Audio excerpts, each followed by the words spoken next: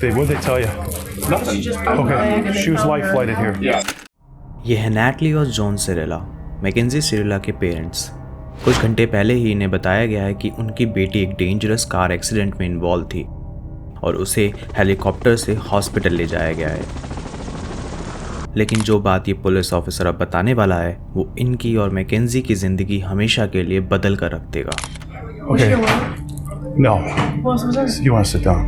Oh my God. What do you say this? Progress in Alameda, car into a building. Two are deceased in the vehicle. Daughter's driving. Who died?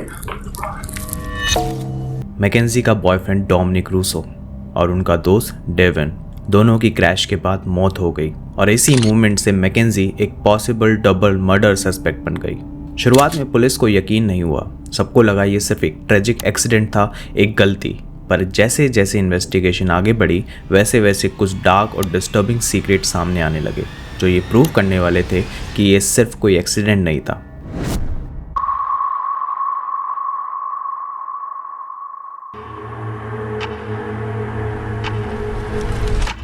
सत्रह साल की McKenzie Sirela, उसका 20 साल का boyfriend Dominic और उनका दोस्त Devon एक हाई स्कूल पार्टी के लिए जा रहे थे। मैकेंजी का 18th बर्थडे बस 2 दिन दूर था, इसलिए ग्रुप ने डिसाइड किया कि आज सेलिब्रेट करते हैं।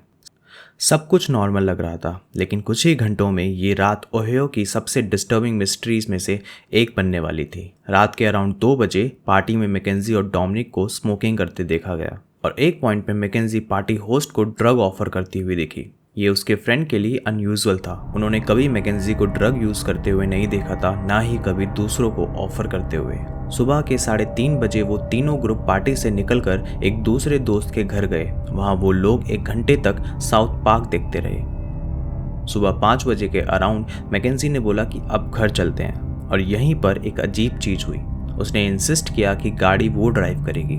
नॉर्मली डोमिनिक ड्राइव करता था, फिर भी उसने हाँ कर दी। जब डेवन ने राइड मांगी तो मैकेंजी ने उसे कार में बैठने से मना कर दिया। आर्ग्यूमेंट हुआ और फाइनली डोमिनिक ने कन्विंस किया कि डेवन को भी घर ड्रॉप कर देते हैं। तीनों गाड़ी में बैठ गए और शायद वही उनकी जिंदगी का लास्ट डिसीजन था। पर्ल एंड प्रोग्रेस ड्राइव के इंटरसेक्शन पर सीसीटीवी ने कार को रिकॉर्ड किया। डेवन के घर की डायरेक्शन में जाने की बजाय गाड़ी सडनली प्रोग्रेस ड्राइव पर टर्न कर गई, एक ऐसा रोड जो आगे जाकर सीधा एक ब्रिक वॉल पर खत्म होती है।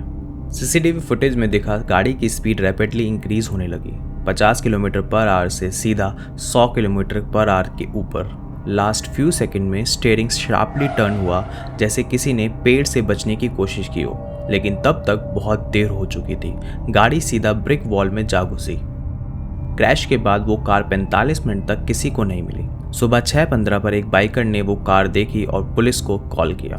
10 मिनट बाद ऑफिसर सीन पर पहुंचे और बॉडी कैम फुटेज में वो हॉरिफाइंग मोमेंट कैप्चर किया।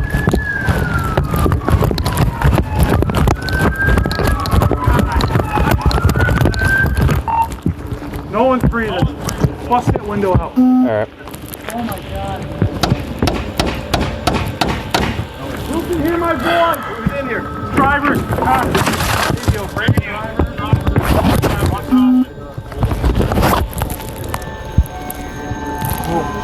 Hey. This is bad, guys. She's alive. We got to get her out. Here, reach. All right. Reach up and unlock this door. Car के अंदर 20 साल का डोमिनिक फ्रंट पैसेंजर सीट पर dead था, 19 साल का Devon back seat में। सिर्फ एक इंसान जिंदा बचा था, ड्राइवर मैकेंजी सिरेला। जैसे ही मेडिक विक्टिम को हैंडल कर रहे थे, इन्वेस्टिगेटर क्रैश को समझने की कोशिश करने लगे और तब उन्हें एक शॉकिंग डिटेल मिली। रोड पर कहीं भी ब्रेक मार्क्स नहीं थे। ऐसा लग रहा था जैसे ड्राइवर ने ब्रेक लगाने की कोशिश ही नहीं की। इनिशियली पुलिस ने केस को एक्सीडेंट माना। मैकेंजी को POTS नाम की मेडिकल कंडीशन भी थी जिसमें डिजीनेस और फेंटिंग हो सकती थी। पुलिस को लगा ड्रग और मेडिकल कंडीशन के कॉम्बिनेशन की वजह से ये ट्रेजेडी हुई होगी। लेकिन फिर रूमर्स सामने आने लगे। जैसे जैसे इन्वेस्टिगेशन आगे बढ़ी, पुलिस हॉस्पिटल में मैकेंजी के पेरेंट्स से मिली। उस वक्त तक उन्हें सिर्फ इतना पता था कि उनकी बेटी एक्सीडेंट में थी। Nothing. Okay. She was life flighted here. Yeah, that one know that. Okay. No. What was it? You want to sit down? Oh my God. What do you say this? Progress in Alameda, car into a building. Two are deceased in the vehicle. Daughter's driving. Who died? I don't know whether, but there's one that we don't know. His name's Jacob. Does anyone know Jacob? Dom? No, stop. Let him talk. Guys, I know, we've been dealing with this. Your daughter's okay. She's talking to us. I talked to her, okay? Your daughter's alive, okay? Your daughter's alive. She was driving the vehicle, okay? Who's that? Jacob and who? I think, what's the name you said? Dom? Might be. Oh my God. Stop. What's his relation to you? Okay, yeah, then Dom was in the car. Stop. Oh my God. What? Are you kidding me? It's right now, it's an ongoing investigation. Speed is definitely a factor. So are drugs.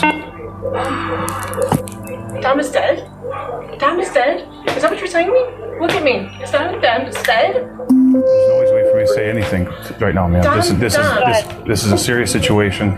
Dom with Curly? I think the same Dom. Maybe it's a different Dom. It could be a different Dom. Might be. McKenzie ही इकलौती इंसान थी जिसने seat belt पहना हुआ था और शायद इसी वजह से वो बच गई। पुलिस के लिए ये डिटेल इंपॉर्टेंट थी। अगर ये सुसाइड अटैम्प्ट होता तो सीट बेल्ट क्यों? अगले कुछ हफ्तों में कम्युनिटी डोमिनिक और डेवन की मौत का शोक कर रही थी और सब मैकेंजी के लिए सिंपैथी फील कर रहे थे। लेकिन फिर उसका बिहेवियर स्ट्रेंज होने लगा। उसने ना डोमिनिक का फ्यूनरल अटेंड किया ना ही डेवन का। सोशल मीडिया पर वो ओपनली ड्रग के बारे में ब्रैग करने लगी। एक हैलोवीन पार्टी में उसने फेक ब्लड और कॉप्स मेकअप वाला कॉस्ट्यूम पहना और सबसे डिस्टर्बिंग बात, क्रैश के सिर्फ 10 दिन पहले का एक वीडियो सामने आया जो डोमिनिक ने खुद रिकॉर्ड किया था। वीडियो में मैकेंजी कंटिन्यूअसली डोमिनिक को धमका रही थी। सिर्फ वीडियो ही नहीं, टेक्स्ट मैसेजेस भी मिले जहां वो डोमिनिक को मारने की धमकी दे रही थी। अब पुलिस ने केस ऑफिशियली रीओपन कर दिया। अब ये एक होमिसाइड्स इन्वेस्टिगेशन थी। इन्वेस्टिगेटर ने मैकेंजी के एक्स बॉयफ्रेंड टेलर को इंटरोगेट किया। टेलर ने यह भी क्लेम किया कि मैकेंजी बिलीव करती थी कि उसने डोमिनिक पर स्पेल कास्ट किया है ताकि वो उससे कभी ब्रेकअप ना करे। फिर डोमिनिक के ब्रदर ने एक और शॉकिंग स्टेटमेंट दिया। उसने बताया कि क्रैश के कुछ दिन पहले मैकेंजी ड्राइविंग के टाइम डोमिनिक को हिट कर रही थी। डोमिनिक इतना डर गया था कि उसने हाईवे के साइड पर गाड़ी रोक दी थी क्योंकि उसे लगा मैकेंजी जानबूझकर क्रैश कर देगी।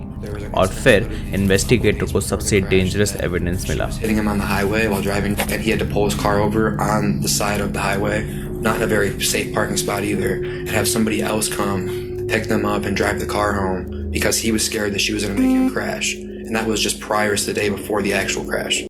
फ़ोन लोकेशन डाटा से पता चला कि क्रैश से पहले वाले दिनों में मैकेंजी एग्जैक्टली उसी रोड पर सेम ब्रिक वॉल की तरफ 7 बार ड्राइव कर चुकी थी, जैसे वो रूट प्रैक्टिस कर रही हो। पुलिस को लगा उनके पास इनफ एविडेंस है। नवंबर 2022 को 18 साल की मैकेंजी सिरेला को अरेस्ट कर लिया। Hi, Mackenzie. Step out for me. I'm Detective Jesus. I'm the one who's been investigating the crash. You're under arrest for aggravated murder ×2. Okay? Nobody's gonna ask you any questions. Nobody's gonna bother you. Can I have your key, please? Could you please be careful taking this one You got off it. so it doesn't break the bracelet, You please? got it. You got it.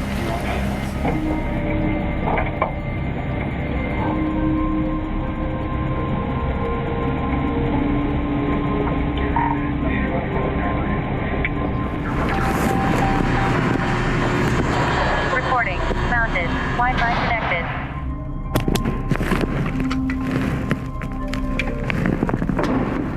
उसके parents police station पहुंचे और desperately officer से argument करने लगे, लेकिन अब बहुत देर हो चुकी थी। कोर्ट में प्रोसिक्यूशन का मानना था कि मैकेंजी ने रिलेशनशिप से निकलने के लिए गाड़ी जानबूझकर वॉल पे क्रैश की और जो शुरू हुआ एक ट्रेजिक एक्सीडेंट के रूप में, वो धीरे धीरे एक प्लान डबल मर्डर केस में बदल गया। There it is.